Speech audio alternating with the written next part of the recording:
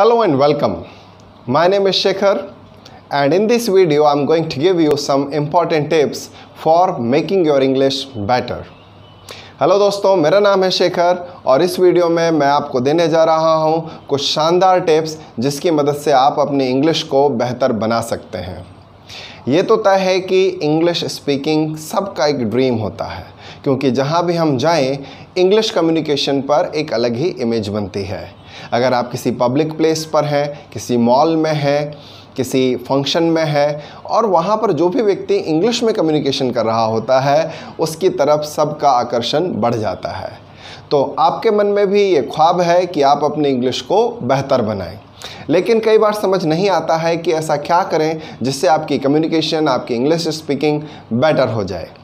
तो चलिए शुरू करते हैं वो शानदार टिप्स जिसकी मदद से आप अपनी इंग्लिश को बेहतर बना सकते हैं।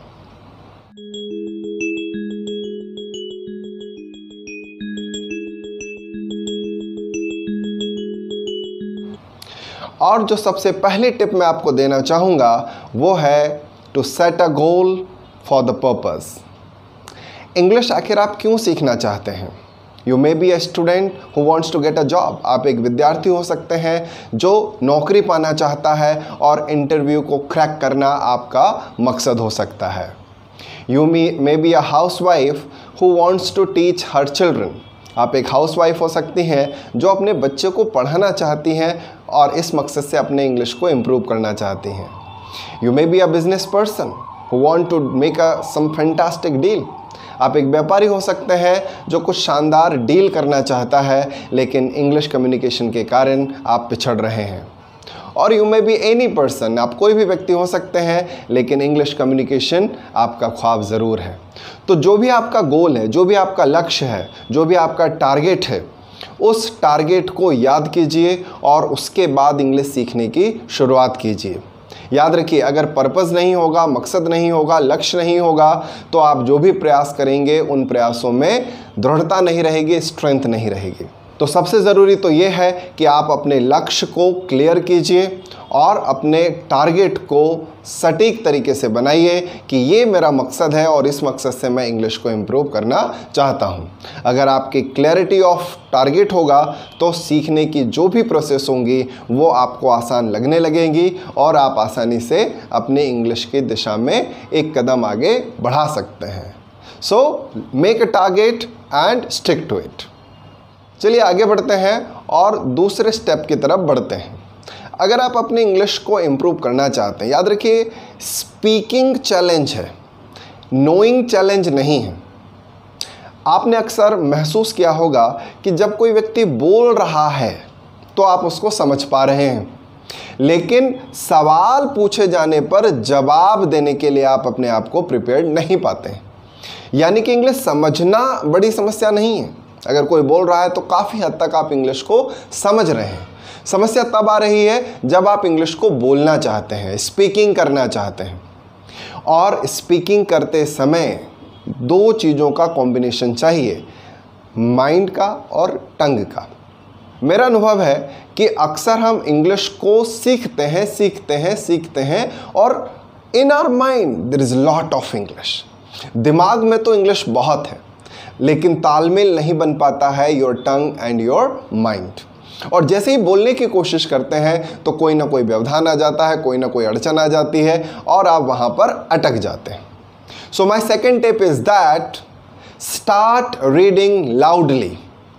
जो भी आप पढ़ रहे हैं उसको लाउडली पढ़िए। अक्सर सजेशन दिया जाता है कि आप न्यूज़पेपर पढ़िए, मैगजीन्स पढ़िए, जर्नल्स पढ़िए। बहुत अच्छा सजेशन है, मैं भी आपको ये सजेशन दूंगा, लेकिन उसको चुपचाप मत पढ़िए। उसमें से केवल नॉलेज मत लीजिए, बल्कि स्टार्ट रीडिंग इट लाउडली। उसको तेज़ पढ़िए, उसको आवाज़ करते हुए पढ़िए। दूसरे कमरे में आवाज़ पहुँचे इतनी तेज़ी से आपको उसे पढ़ना है। Because your tongue should be practised. दिमाग के साथ साथ आपकी ज़ुबान की भी आदत होनी चाहिए कि वो इंग्लिश को बोल सके। आप एक सिंपली कैलकुलेशन से समझ सकते हैं कि अगर आप राइट हैंड से लिखते हैं, दिमाग में आपको पता है, आंसर याद है, आप लिख सकेंगे। लेकिन अगर आपको चोट लग जाए तो आप उल्टे हाथ से वही बात नहीं लिख सकते हैं। माइंड में है answer, but your hand has no practice to write that thing. So my second tip is that start reading loudly. Whatever you read, it should be loudly.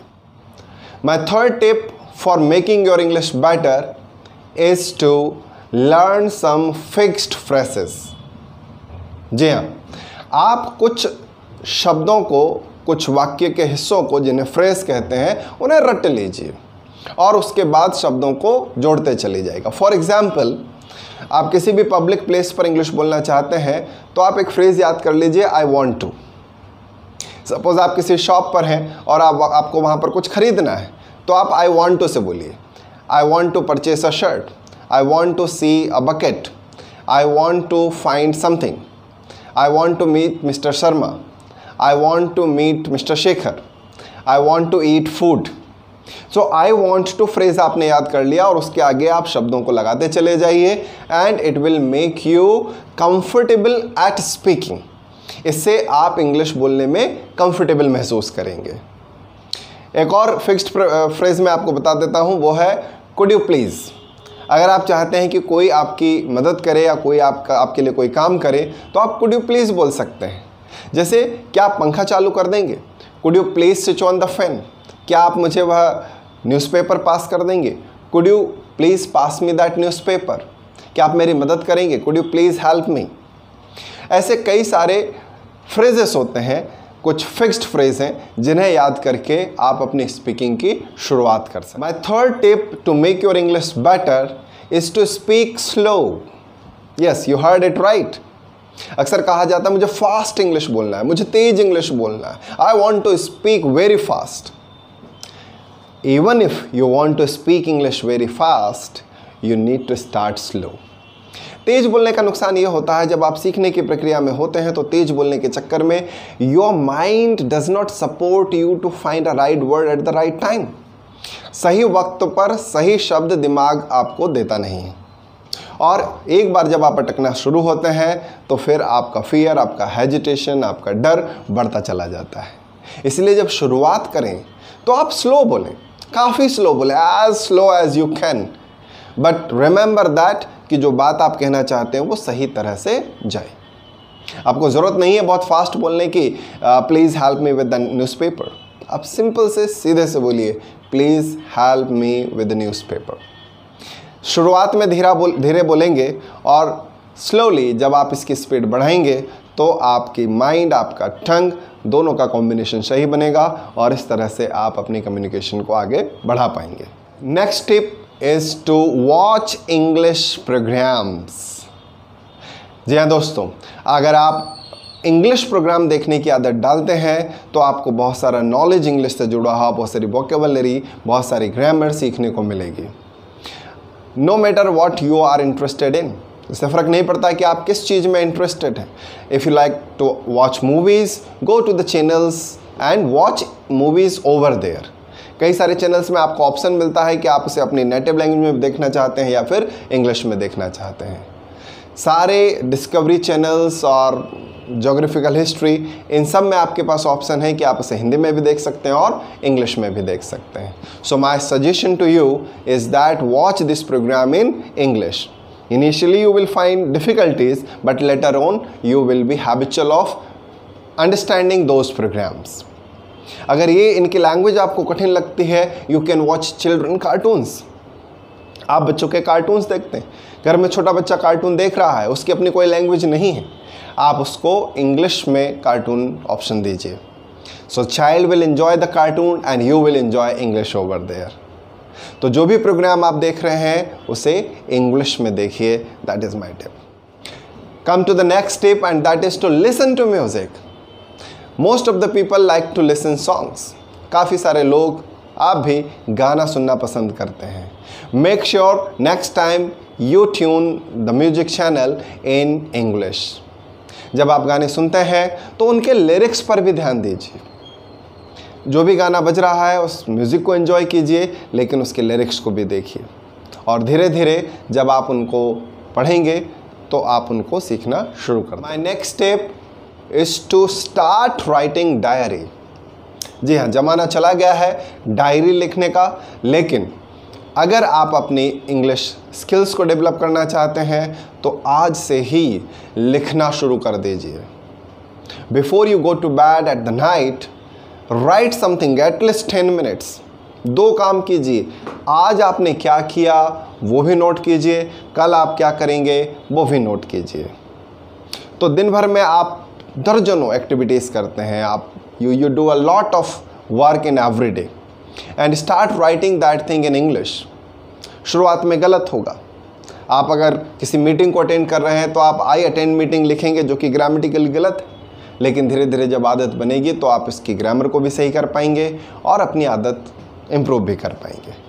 एक और काम कीजिए कि कल का क्या प्लान है, what is your plan for the next day, also right it.